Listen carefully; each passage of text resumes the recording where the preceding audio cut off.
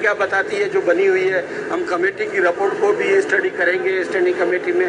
Make का sure मुख्तलिफ parties के हैं, वो सब जो है किसी का इसमें मेरे ख्याल में कोई पॉलिटिक्स नहीं होनी चाहिए।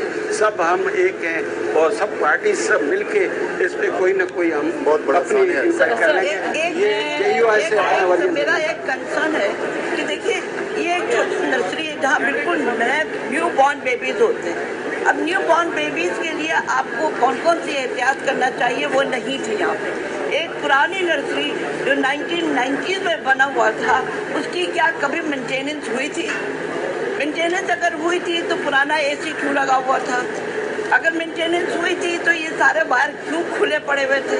अगर मेंटेनेंस हुई थी तो उन्होंने ऑक्सीजन की पाइप्स को क्यों नहीं देखा कि उसमें कोई लीकेज है कि नहीं है?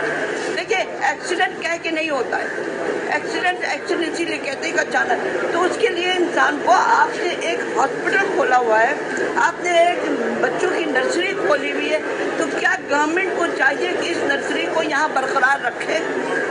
अगर वो एहतियात नहीं कर सकते तो they should finish it of. हमने ये भी कहा है कि 2 साल में आपको इस MCH के लिए कितनी बजट मिली थी और आपने कितनी यूटिलाइज की है और कितने बार या आपने नर्सरी का खास करके इलेक्ट्रिकल और ऑक्सीजन का सिस्टम चेक करवाया है और मेंटेन कितना किया है, कितना खर्चा किया है, वो भी मांगा है। ये हमारी JUR की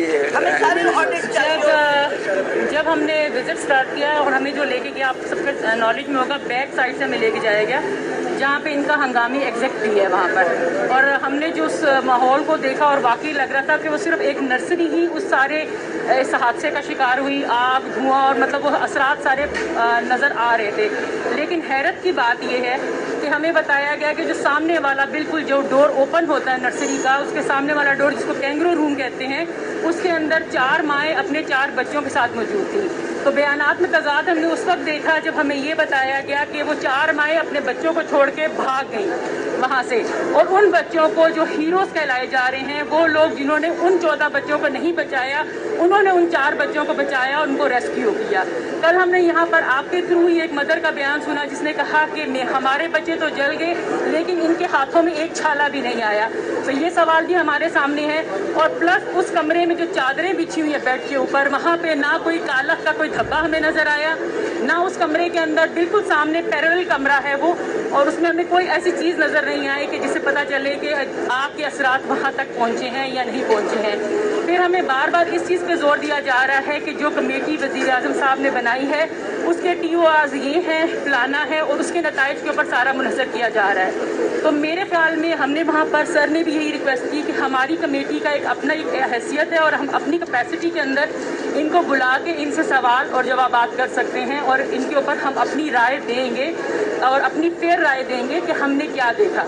दूसरा, हमें जितनी भी वहाँ पर नर्सिस जो ऑन ड्यूटी वहाँ पर मौजूद थी उनके भी बयानों के अंदर मुझे तो यूँ ही फील हुआ कि जैसे उनको बिठा के एक तरह से कोई क्लास ली गई हो और उनको बताया गया हो कि ऐसे ही है।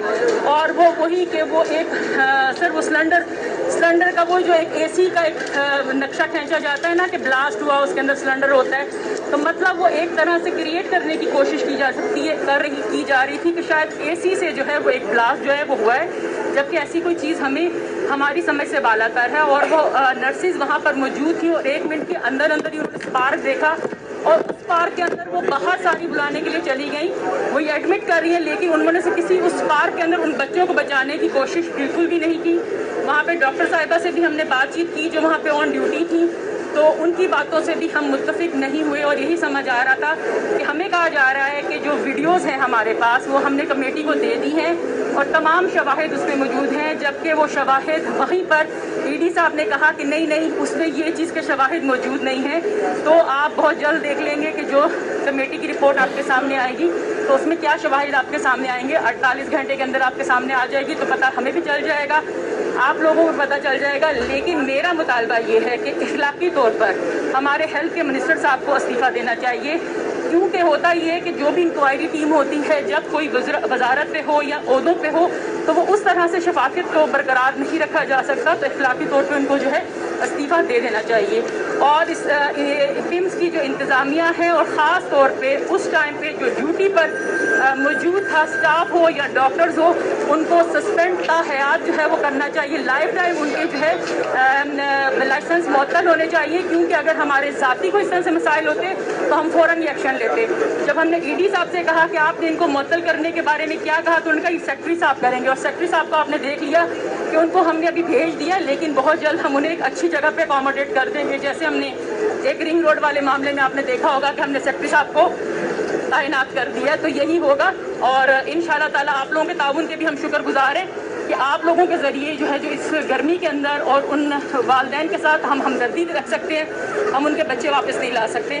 کم از کم یہ کوشش کر سکتے ہیں کہ ہم سب مل کر کوئی نہ کوئی ایسا کام کر جائیں کہ آئندہ اس طرح کے واقعات نہ ہو, ہمیں جو ہے فاتحہ یا افسوس کے الفاظ نہ کہنے پڑے. Thank you.